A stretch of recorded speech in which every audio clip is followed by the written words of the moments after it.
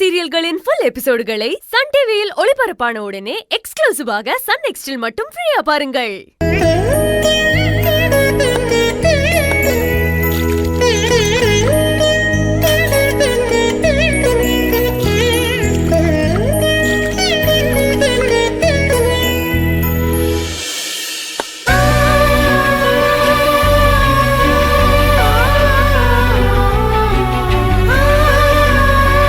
என்ன அழுதுட்டு இருந்தான், அழுகையை நிறுத்திட்டு இருக்கான்.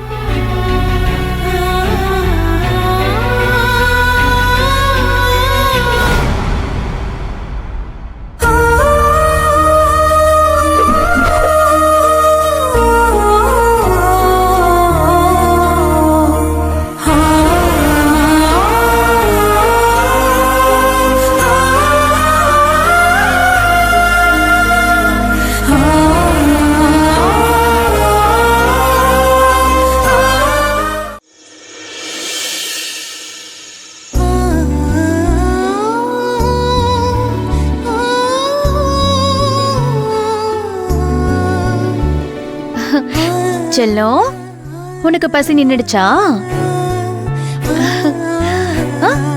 என்னடா சித்தப்பாவே பாத்துட்டு இருக்க? தங்கம். டேய் தமிழ், உனக்கு சித்தப்பா பிடிக்குமா சித்தி பிடிக்குமா? கொஞ்சோண்டு பால் காய்ச்சி கொடுத்த உடனே சித்தப்பா பிடிக்குமா சித்தி பிடிக்குமான்னு கேளுங்க. தூக்கிட்டு வந்து கொஞ்சறதெல்லாம் நானு, பேரு மட்டும் உங்களுக்கா? ஏய் தமிழ், சொல்லுடா உங்க சித்தப்பா கிட்ட என்னதான் பிடிக்கும்னு.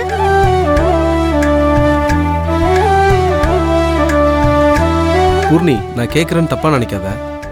நிஜமாவே உனக்கு இப்படி எல்லாம் தோணுதா, இல்ல எங்களுக்காக இப்படி ஓவர் ஆக்டிங் பண்றியா?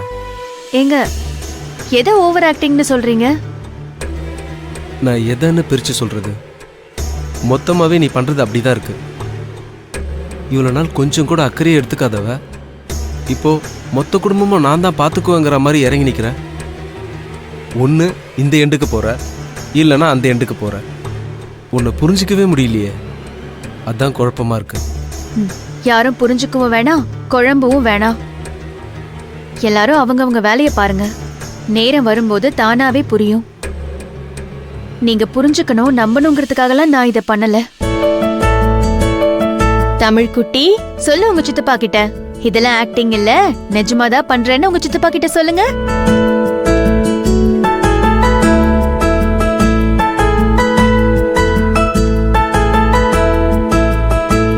பூர்ணி, நீ இவனுக்கு தாய்ப்பால் கொடுப்பன்னு நான் கொஞ்சம் கூட எதிர்பார்க்கவே இல்லை. நிஜமா தான் சொல்றேன் பூர்ணி, நீ இந்த அளவுக்கு இறங்கி போறனா கண்டிப்பா உனக்குள்ள ஏதோ ஒரு மாற்றம் நடந்துதான் இருக்கு. அதனாலதான் இப்படி பண்ணிருப்பேன்னு எனக்கு புரியுது. என் மனசு நம்புது, ஆனா புத்தி தான் நம்ப மாட்டேங்குது.